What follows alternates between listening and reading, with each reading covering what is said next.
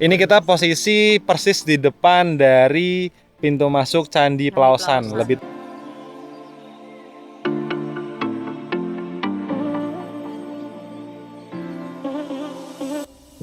Jadi inilah dia awal masuknya dari tebing Breksi, benar-benar.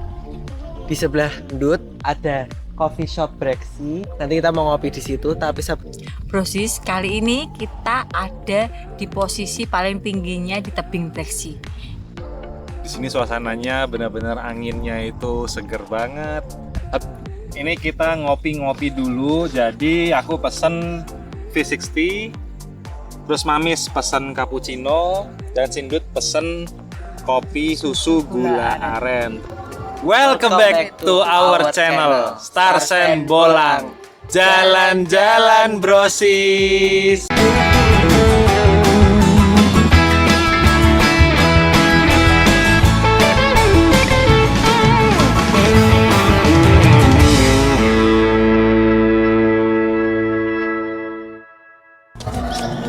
Brosis, di hari ketiga perjalanan kami di Jogja ini, kami pertama kalinya ke Candi Plaosan. Ini kita posisi persis di depan dari pintu masuk Candi Plaosan. Lebih tepatnya ini Candi Kidulnya Plaosan.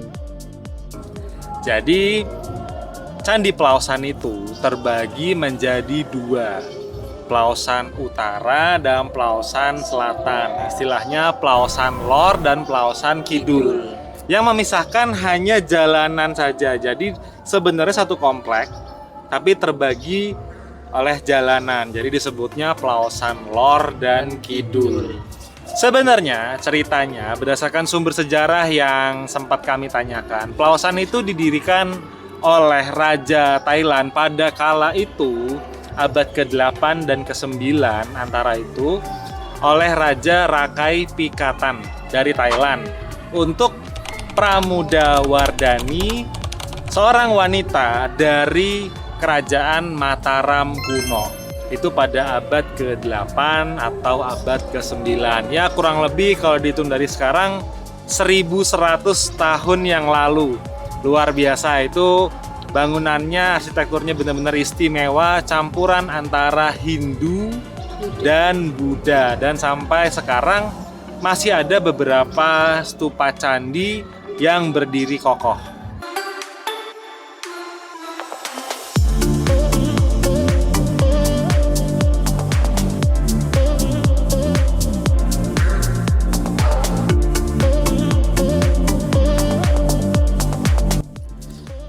Jadi ceritanya brosis, candi ini tuh dibangun pada abad ke-9. Jadi ini tuh campuran antara kerajaan dari Thailand bercampur dengan kerajaan Mataram kuno. Jadi perpaduan dua agama, yaitu agama Hindu dan agama Buddha. Ini kita mulai masuk. Di sini benar-benar suasananya istimewa banget. Jadi kita masuk, langsung kita ngelihat ada satu candi, dua candi yang besar-besar. Ini candi pertama yang utama, yang itu adalah candi keduanya. Karena di sini benar-benar bagus banget view-nya, jadi sampai dipakai untuk orang prewedding. Oke, kita muter aja di sisi sampingnya. Jadi waktu ditemukan itu, dulu itu ceritanya dari sumber sejarah yang kami dapatkan itu kondisinya sudah banyak yang hancur, yang roboh-roboh. Sebenarnya di sini tuh banyak banget stupa-stupa candinya, tapi waktu ditemukan sudah pada hancur, tertimbun tanah kurang lebih 1,5 meter. Kata saksi sejarahnya seperti itu. Itu cerita dari turun temurun. Candi yang ada dua candi gitu, antara Kidul sama Lor. Jadi Candi Plaosan itu ada dua, yang disebut dengan candi kembar, yang simbol keharmonisan dua agama Hindu dan Buddha. Nah, jadi kita ini tuh lagi ada di candi lornya atau candi utaranya. Nanti kita ke bagian sebelah situ, di baliknya sini, itu langsung ke candi kidulnya. Dan ini tadi kita masuk lewat pintu selatannya. Bener-bener bagus banget indah banget ini. Jadi di sini tuh ada nuansa Hindu, juga ada nuansa Budanya. Ini coba Brosis lihat. Bener-bener batunya ini asli banget dari zaman dulu. Ini nggak ada batu rekayasa dibuat di zaman sekarang. Enggak, ini bener-bener masih asli banget. Jadi yang pada roboh-roboh ini lagi proses penataan ulang. Walaupun itu membutuhkan waktu yang tidak sebentar ya. Ini sebagai contoh. Itu ada yang lagi proses pembangunan, tapi bukan diganti dengan batu yang baru. Jadi tetap menggunakan batu aslinya, ditata sedemikian rupa. Jadinya memang butuh waktu yang sangat-sangat lama. View-nya cakep banget ya. Ini kita mulai masuk ke sisi candi yang sebelahnya, Brosis. Bangunan juga sama, masih bener-bener utuh banget. Istimewa banget ya. Ini coba kita putar lah. Ini dinding yang ini memang dinding hasil tataan ulang lagi. Kemungkinan besar ini adalah dinding barunya, tapi yang belakangnya candinya bisa Brosis lihat masih asli banget.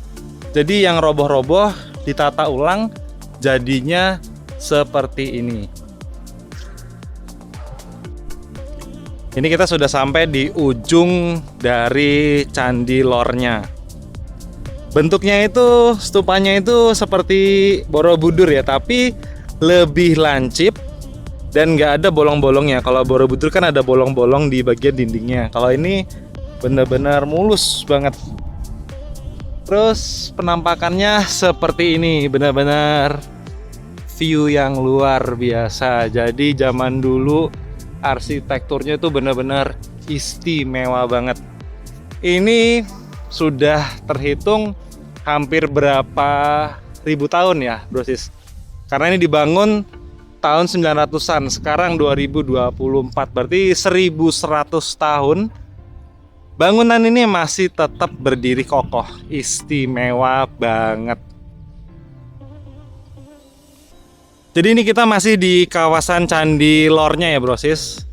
Tadi kan saya jelasin ada dua. Jadi dari saksi sejarah atau sumber sejarah yang kami temui tadi itu, di bagian kiri ini adalah candi yang menggambarkan wanita, dan yang di sebelah kanan adalah candi yang menggambarkan pria.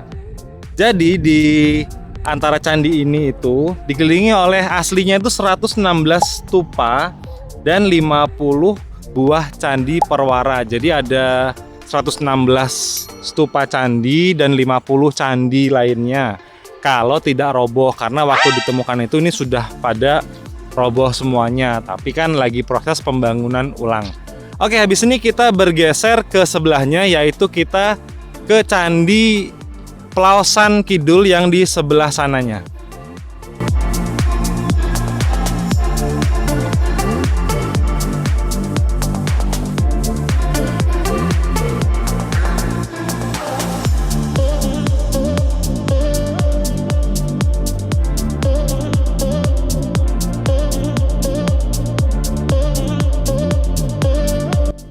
Ini kita sudah sampai di bagian Candi Plaosan yang selatan atau kidul.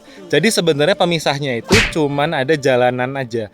Jadi sebenarnya dari yang bagian lor sampai kidul ini masih satu terhubung banget, cuman terpisah oleh jalanan. Jalannya juga nggak terlalu lebar-lebar banget, jadi cuma kita nyebrang sampai ke bagian yang selatan. Jadi kenapa dinamakan Plaosan? Karena di sini ini adalah Dusun Plaosan, Desa Bugisan. Seperti ini, Brosis, view-nya. Jadi memang banyak yang sudah pada roboh. Candi yang utuh sekitaran 6 candi, yaitu 1, 2, 3, 4, 5, 6. Lainnya bentuknya seperti ini, sudah pada roboh. Mungkin kalau misalnya Brosis bayangin ini nggak roboh, kayak apa cantiknya arsitektur dari Candi Plaosan ini. baik yang di lor dan di bagian kidul, bener-bener bagus banget, indah banget arsitekturnya. Bayangin 1100 tahun yang lalu bangunan ini seperti apa megahnya dan seperti apa kuatnya. Ini sebagai contoh, kita masuk ke salah satu candinya. Di dalamnya seperti ini.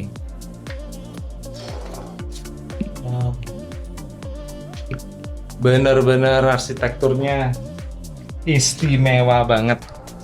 Kita ke bagian sebelahnya.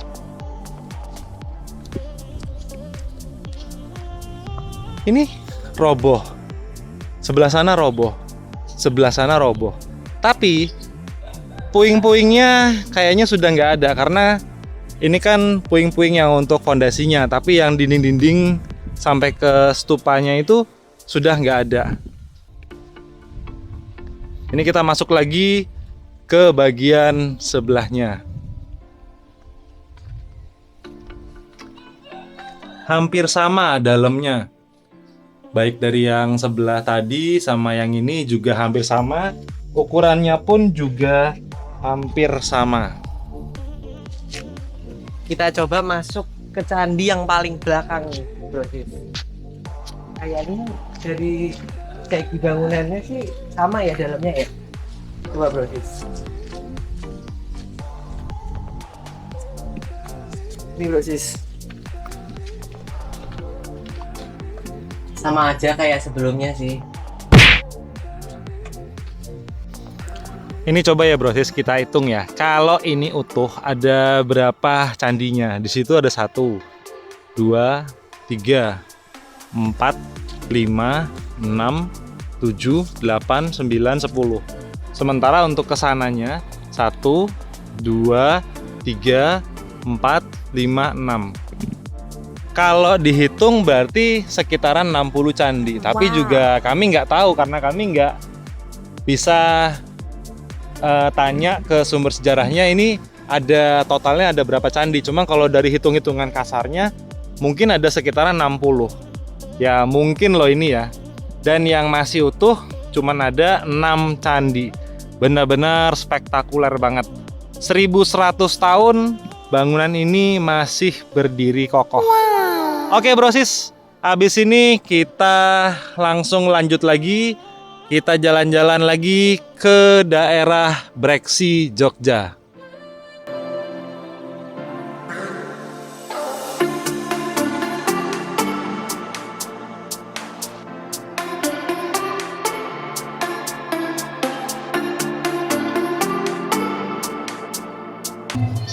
Setelah kita dari candi, kita sudah belajar sedikit tentang asal-usul Candi Pelausan, sejarah Candi Pelausan itu sendiri ya. Terus kita bergeser, masih di area deket situ juga, kita bergeser ke Tebing Breksi.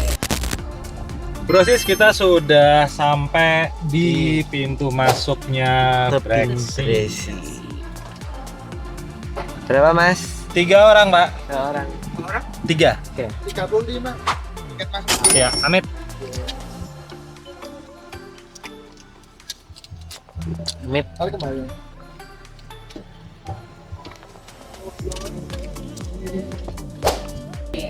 Jadi Tebing Breksi ini dibuatnya kurang lebih sekitaran 2010-an ya. Ya, Angkat kurang lebih. kisaran angka 2010-an tahunnya itu. Itu sebuah bukit kapur yang benar-benar dipahat ya, dipahat, dibentuk. Bukit yang Bagus sih. Jadi di situ ada ukir-ukiran berbentuk naga, ada yang benar-benar kalau kita lihat itu tinggi-tinggi banget, itu ada bukit kapur. ya. Dengan dia tuh disorot sama lampu yang benar-benar bikin suasana jadi benar-benar istimewa banget. Sekaligus juga yang kami rasakan, kami ngeliat kota Yogyakarta dari atas. Jadi inilah dia awal masuknya dari Tebing Breksi, benar-benar mantap banget. Ini berdasarkan GPS ketinggian kita ada di 280 meter di atas permukaan laut.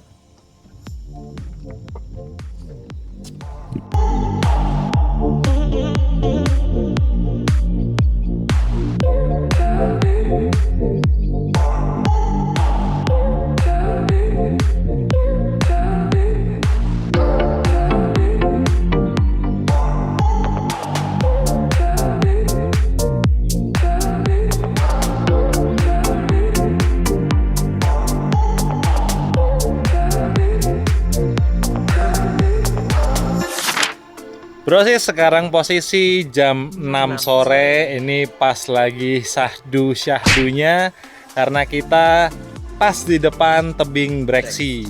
Benar-benar di sini suasananya romantis banget, apalagi Bro Sis bisa lihat di situ itu adalah kota Jogja, kita lihat dari atas, benar-benar maknyus banget, view-nya romantis banget. Jadi kami memang memilih ke tebing Breksinya itu nggak pada siang hari. Kami sengaja sore ya. sampai ke malam hari. Kami mau ngerasain kayak apa sih. Pertama udara dinginnya itu di situ bener-bener dingin banget. Mamis aja sampai kedinginan di situ. Itu kami cek suhunya berapa ya, Dut? 21-an gitu. 21 derajat.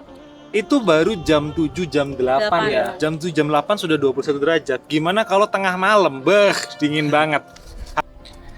Jadi memang kami sengaja ke Breksi ini pada saat menjelang malam sampai malam hari. Kami mau liatin ke Brosis semua view Jogja kalau kita lihat dari atas. Ini bener-bener cantik banget. Terus di sebelah kiri kita ini adalah tebing Breksi. Benar-benar suasananya di sini romantis banget. Brosis harus nyobain ke sini. Di sebelah Dut ada coffee shop Breksi. Nanti kita mau ngopi di situ, tapi sebelumnya kita mau naik ke tebingnya Breksi yang paling atas.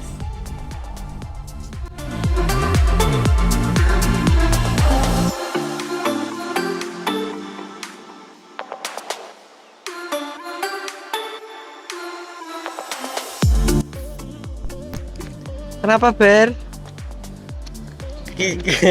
Kenapa, Ber?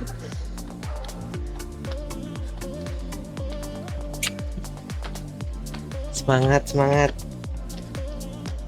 Kok? Brosis, kali ini kita ada di posisi paling tingginya di tebing Breksi. Kita lihat di belakangku ini itu suasana malam kota Yogyakarta.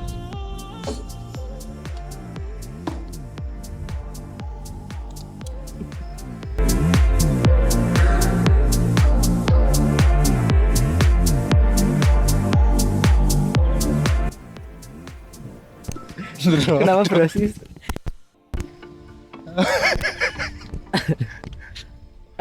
Ayo, Ber. Setah. Bijinya ngewel langsung. Manu ngewel tadi nyerah ber. Di sini suasananya benar-benar anginnya itu seger banget. Tapi kalau siang ini asli panas banget. Makanya kami mutusin ke sini malam hari, sore menjelang malam. Tuh. Waduh, cakep banget. Benar-benar view-nya ini Jogja dari atas. Tadi kita tuh parkir di bawah situ. Ini sudah tempat tertingginya dari tebing Breksi. Di sini dingin banget loh. Ya mudah-mudahan ini kan cuaca lagi cerah ya, jadi bismillah nggak hujan. Benar-benar di sini suasananya luar biasa. Syahdu. Ya.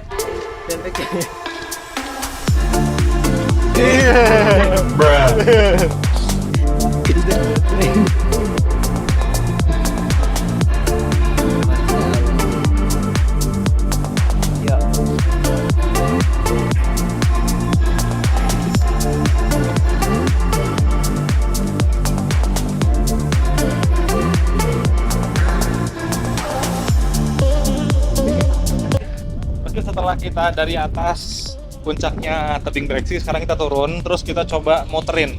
Ada apa sih di sekitaran sini? Kalian bisa lihat sebelah kanan tebingnya yang tadi kita naikin. Ini kalau kita lihat dari bawah, luar biasa. Apalagi ditambah kena pantulan dari lampu-lampunya di sekitaran tebing Breksi ini, bener-bener keren banget, amazing banget. Ini kita turun, sekarang kita ke sebelah sana.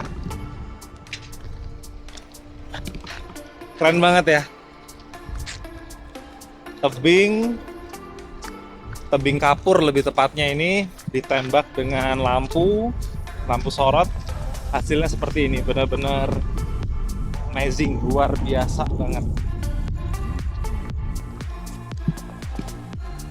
Coba Bro Sis lihat. Ini kita deketin batunya ya.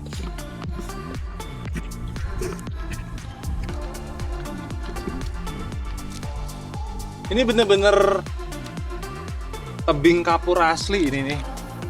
Ditambah kena lampunya temaram gimana gitu. Jadi bener-bener asik banget. Ini keren banget. Jadi Breksi kalau di malam hari luar biasa view-nya, suasananya juga oke banget. Setelah dari samping bukit-bukitnya tebing Breksi ini, kita bergeser sedikit. Di sini itu ada kursi-kursi. Ini seperti tempat untuk pertunjukan. Jadi yang itu putih-putih itu adalah kursi-kursi, bentuknya setengah lingkaran. Dan mungkin di bawah itu untuk tempat pertunjukan pagelaran acara. Dengan view langsung tebing Breksi dengan pencahayaan yang juga di sini remang-remang, benar-benar istimewa banget.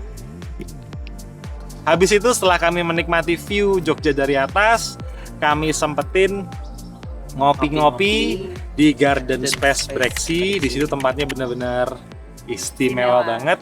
Sambil menikmati Jogja dari atas, sambil kita ngopi, kita menikmati keindahan dari tebing Breksi. Setelah itu langsung kita persiapan pulang. Kita selesai perjalanan kita 3 hari di Yogyakarta dan kita kembali ke Semarang. Setelah kita muter-muter dari tebing Breksi ini Bro Sis, kita mampir dulu ke tempat ngopi namanya Garden Space Breksi.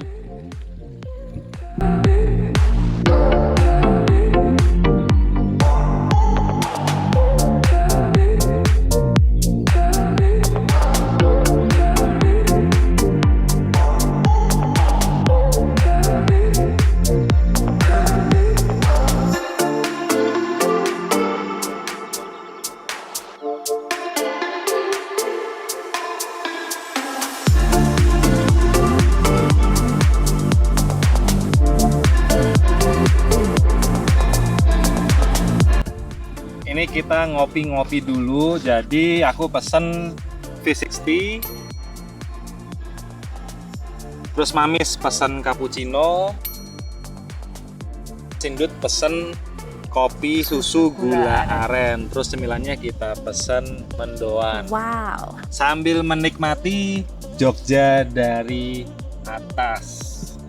Inilah view-nya. Asik banget ya, kita ngopi-ngopi sambil ngeliatin view-nya seperti ini. Beginilah proses 3 hari perjalanan kita di kota Yogyakarta.